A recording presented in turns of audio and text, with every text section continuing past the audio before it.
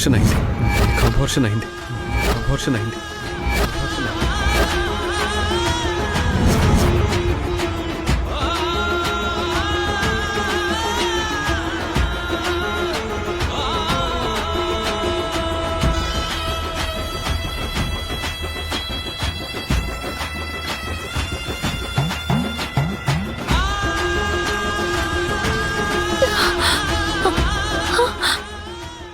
ఏంటి ఏంటి ఏంటి ఏం మాట్లాడుతున్నావు మాధవ్?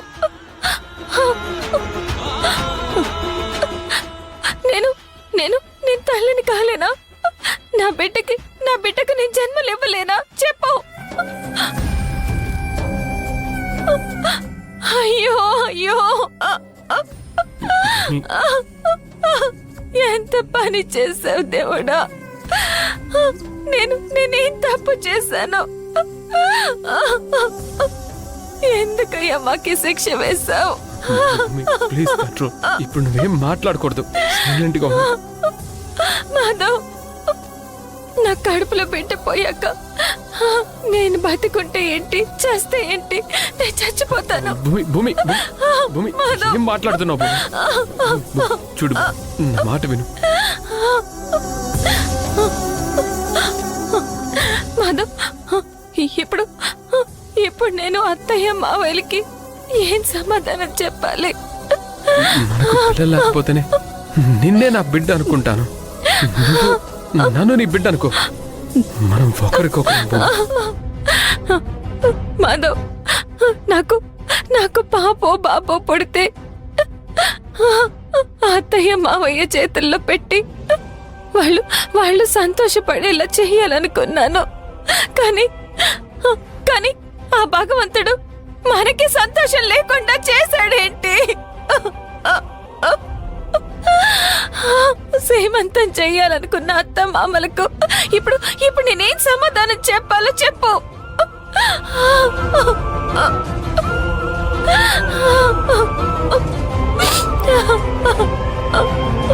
భూమి, నా మాట విను భూమి. ఏడవకు భూమి.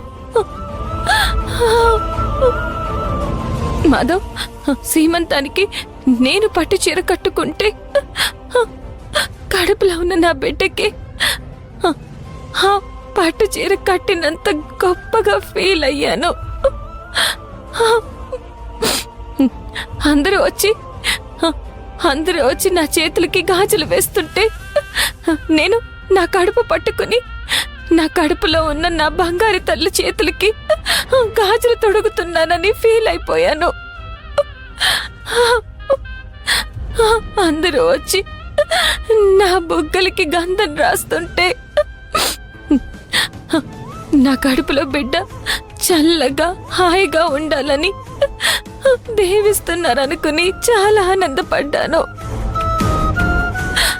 కానీ ఇలా జరిగిందేంటి మాధవ్? మాధవ్, నాకు నా బిడ్డ కావాలి. నాకు నా బిడ్డ కావాలి మాధవ్. కావాలి ప్లీజ్.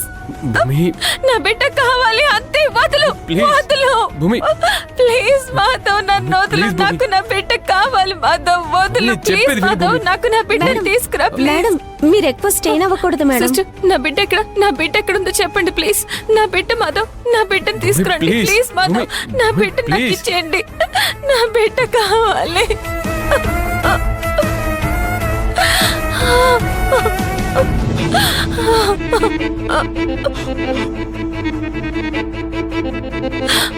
నాకు బిడ్డ కావాలి మాధవ్. మాధవ్ మాధవ్ మాధవ్. మాధవ్,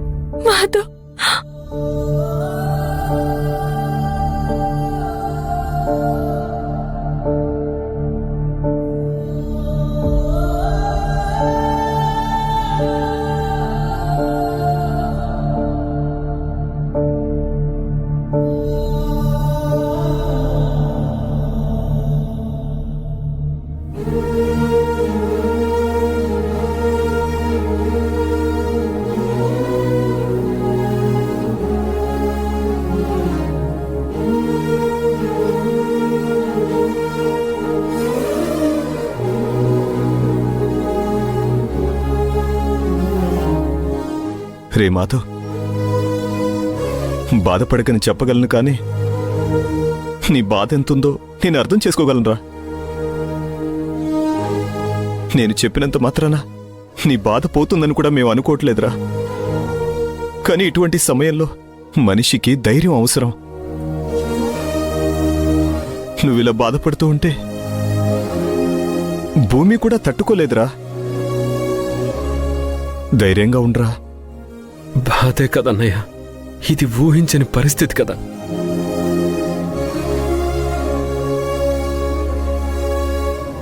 నేను భూమి ఎవరికైనా అన్యాయం చేశామా? ఇంత శిక్ష ఆ భగవంతుడు మాకెందుకు ఇచ్చాడు?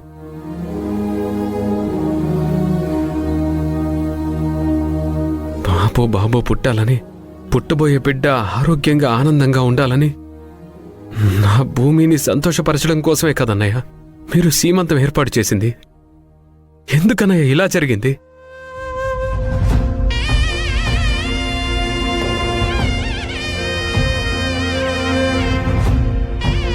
సహజంగా బిడ్డ తల్లిదండ్రుల కొరకు ఏడుస్తూ ఉంటారు మాధవ. కానీ నువ్వు నీకు పుట్టబోయే బిడ్డ కోసం ఏడుస్తుంటే నిన్ను ఎలా ఓదార్చాలో కూడా మాకు అర్థం కావట్లేదు. వదినా, నా భూమి ఎలాంటిదో నీకు తెలుసు కదా.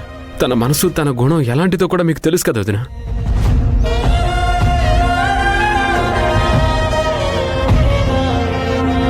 అలాంటి మంచి మనిషిని, అలాంటి నా భార్యని కన్నీళ్లు పెట్టమని కడుపు కోతకు గురి చేస్తాడా దేవుడు?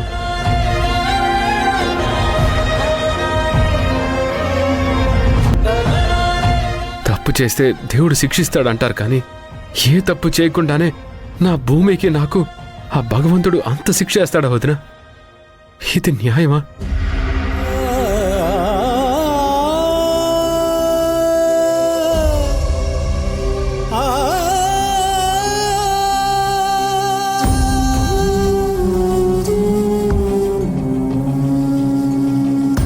రే మాధవ్, ప్లీజ్ రా.